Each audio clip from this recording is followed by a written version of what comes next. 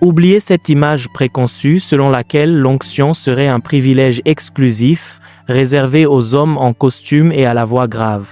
Si vous croyez que la puissance de Dieu respecte les distinctions de genre, vous opérez sur une mauvaise fréquence. L'enfer ne craint ni les hommes ni les femmes. L'enfer craint les porteurs du feu. Il existe des codes d'autorité qui ont été déverrouillés par des femmes ayant décidé non seulement de prier, mais de devenir elles-mêmes l'épicentre d'un séisme spirituel. Dans ce message, nous allons ouvrir les archives secrètes des femmes du feu. Je ne vous parle pas de simple biographie ecclésiastique, mais de voltage brut. Vous comprendrez comment Maria Woodworth-Etter paralysait des villes entières sous le poids de la gloire. Comment Kathryn Kuhlman décryptait le monde invisible en temps réel. Comment Frances Hunter transférait la guérison à des corps paralysés. Vous découvrirez comment ces générales de Dieu ont accédé à un manteau d'onction capable de broyer les impossibilités physiques et humaines.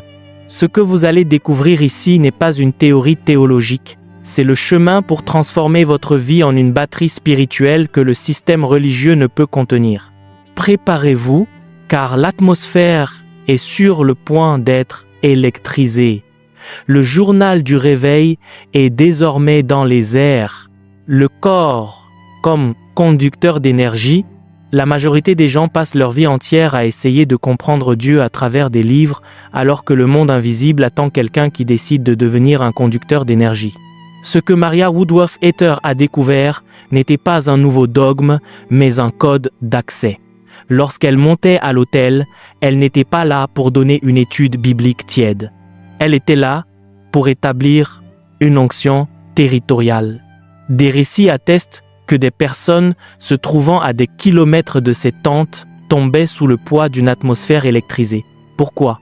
Parce qu'elle avait compris que le corps humain peut fonctionner comme une batterie spirituelle. Si vous voulez ce qu'elle possédait, vous devez cesser de demander la permission au système religieux et commencer à chercher la charge. Le monde spirituel ne répond pas au titre, il répond à la densité de la gloire que vous portez. Considérons le cas de Kathryn Kuhlman. Elle n'était pas une théoricienne mais une stratège de l'invisible. Elle avait compris que pour que le miracle se produise, l'environnement devait être saturé. Elle ne priait pas pour les malades de la manière conventionnelle que l'on voit aujourd'hui. Elle créait une fréquence de reddition si élevée que les maladies étaient simplement broyées par la présence. La mécanique ici est simple mais violente. Moins il y a de vous dans la pièce, plus le Saint-Esprit a d'espace pour manifester l'impossible. Kuhlman disait souvent que cela lui avait tout coûté pour atteindre ce niveau. Ce tout n'est pas une valeur monétaire. C'est le dépouillement total de l'ego afin que l'onction ne rencontre aucune résistance. Lorsque vous éliminez la résistance du moi, le courant électrique du ciel passe sans obstacle. Vous n'avez pas besoin de plus de foi. Vous avez besoin de moins de vous-même pour que la foi de Dieu opère à travers vos mains. L'onction violente et la domination culturelle. Aimee Semple McPherson a porté cela au niveau de la domination culturelle. Elle ne s'est pas cachée dans des ghettos religieux. Elle a bâti l'Angelus Temple et dominé les ondes radio, car elle avait compris que l'onction a besoin de véhicules pour s'étendre. Elle utilisait les arts et une communication directe pour percer la bulle de la religiosité théorique. Le secret d'Aimee était l'onction violente appliquée à la créativité. Elle a démontré que l'Évangile n'est pas un musée d'antiquité, mais une force vive qui doit dicter l'agenda de la société. Avant de continuer cette vidéo, juste pour rappeler que nous avons notre livre Les Généraux de Dieu qui est désormais disponible. Si vous voulez connaître plus sur les Généraux de Dieu, si vous voulez connaître leur histoire, qu'est-ce qu'ils ont fait pour avoir cette onction, comment ils ont fait, quelle est leur routine spirituelle, et donc ces 25 biographies, le lien dans la description de cette vidéo pour pouvoir télécharger le livre rapidement. Que Dieu vous bénisse abondamment. Si votre spiritualité n'altère pas l'environnement autour de vous, elle n'est qu'un passe-temps dominical. Les femmes de feu n'acceptaient pas le statu quo. Elle forçait le ciel à envahir la terre à travers une vie de prière qui n'était pas un monologue, mais un bombardement dans le monde spirituel. Pour commencer à opérer dans cette fréquence aujourd'hui, vous devez appliquer le principe du blindage spirituel. Ces femmes n'écoutaient pas les critiques, ne se nourrissaient pas de commérages et ne perdaient pas de temps à essayer de convaincre les sceptiques. Elles savaient que toute distraction est un drainage de leur charge spirituelle. Si vous voulez manifester la puissance, vous devez fermer les brèches. L'onction de Maria Woodworth-Etter était si pesante qu'elle restait parfois en transe pendant des heures, paralysée à l'autel, tandis que le Saint-Esprit balayait la foule. C'est pas une bizarrerie, c'est le corps physique qui perd la bataille face au voltage de l'esprit. Êtes-vous prêt à être considéré comme fou par le système pour être considéré comme un général dans le royaume? La pratique est claire. Saturez-vous de la parole jusqu'à ce que vos pensées soient remplacées par les pensées de Dieu. Priez jusqu'à ce que votre volonté disparaisse. La mécanique de la transmission. Si vous croyez que le miracle est un événement aléatoire dépendant de l'humeur de Dieu, vous n'avez encore rien compris aux lois du royaume. Franz Sander a décrypté une mécanique spirituelle que la plupart des chrétiens ignorent, la transmission de vie. Elle ne se contentait pas de prier pour les malades. Elle enseignait aux gens à imposer les mains avec un voltage d'onction si spécifique que le corps physique n'avait d'autre choix que de s'aligner sur la perfection du ciel. Ce que France exportait était une onction violente contre la maladie. Elle comprenait que le corps humain est un système de fréquences. Et quand la main d'un croyant rempli de charges touche un corps malade, une décharge électrique du monde invisible se produit, réinitialisant le système biologique. C'est là toute la différence entre la prière religieuse et l'opération de puissance. Les femmes du feu savaient que le nom de Jésus n'est pas une amulette magique, mais une clé de haute sécurité qui ouvre les coffres du surnaturel. Lorsque Maria Woodworth-Etter pointait du doigt quelqu'un et que la personne tombait dans l'esprit, elle libérait une onction territoriale. Elle disait, dans ce mètre carré, la loi de la gravité spirituelle est supérieure à la loi de la biologie. Pour opérer ainsi, votre batterie spirituelle doit être au niveau maximum. Vous ne pouvez libérer ce que vous n'avez pas accumulé dans le secret. Le secret de ces générales était la constance de la pression. Elle pressait le monde invisible à travers l'intercession jusqu'à ce que la résistance de l'enfer se rompe. Parlons du blindage spirituel nécessaire pour soutenir ce niveau de gloire. Kathryn Kuhlman avait une peur sainte de contrister le Saint-Esprit. Pourquoi?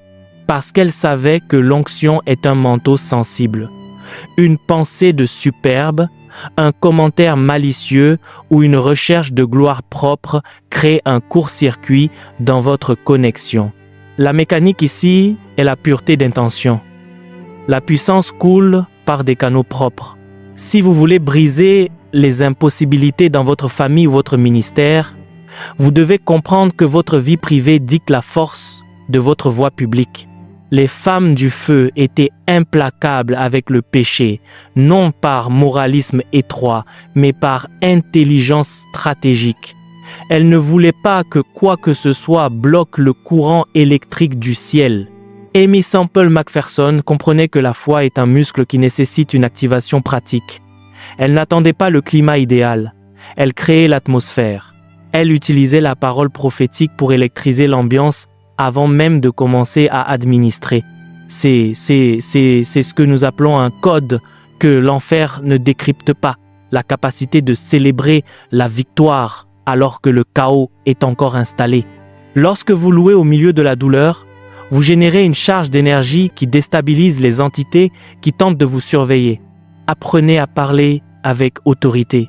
Cessez de demander à Dieu de guérir la maladie et commencez à ordonner à la maladie de sortir en utilisant le manteau d'onction qui a déjà été déposé sur vous par le sang de l'agneau. L'erreur fatale de la génération actuelle est de chercher l'onction comme s'il s'agissait d'un trophée alors qu'elle est un outil de guerre. Les femmes du feu ne portaient pas ce manteau pour être admirées, mais pour être craintes par l'empire des ténèbres. Maria Woodworth-Etter Catherine Kuhlman et Aimee McPherson n'étaient pas seulement des femmes de foi, elles étaient des générales de Dieu qui comprenaient le principe de la succession spirituelle. Un manteau ne meurt pas avec celui qui le porte. Il reste disponible dans l'atmosphère pour quiconque a le courage de payer le prix de la charge. L'enfer tente de vous convaincre que le temps des miracles est révolu, mais c'est un mensonge stratégique pour maintenir votre batterie spirituelle à zéro. La mécanique pour hériter de ce niveau de puissance ne consiste pas à copier des méthodes, mais à capturer l'essence. Frances Hunter n'opérait pas dans les miracles par une technique spéciale, mais parce qu'elle avait un blindage spirituel contre le doute. Elle avait décidé que la parole de Dieu était plus réelle que le diagnostic médical. Le secret final, pour maintenir ce voltage, est la transmission. La puissance de Dieu qui stagne finit par s'altérer. La puissance qui coule se multiplie. Si vous voulez que votre vie soit une atmosphère électrisée constante, commencez à libérer ce que vous avez reçu. Imposez les mains, prophétisez, changez la fréquence des lieux où vous entrez. N'attendez pas de ressentir un frisson pour agir. L'onction s'active par l'obéissance, non par l'émotion. Quand vous faites le premier pas, le Saint-Esprit libère la décharge. C'est un partenariat de haute performance entre le ciel et la terre. Vous êtes le terminal. Il est la source d'énergie infinie. Serez-vous un spectateur ou un protagoniste du réveil? Le temps de la religiosité théorique est terminé. Le monde n'a pas besoin de sermons bien articulés. Il a besoin d'une démonstration d'esprit et de puissance. Le feu n'est pas fait pour être étudié. Le feu est fait pour être porté. Levez-vous comme un général, activez votre onction violente, occupez votre territoire et ne laissez plus l'ennemi dicter les règles. Devenez le prochain chapitre de ce livre de gloire qui est encore en train de s'écrire.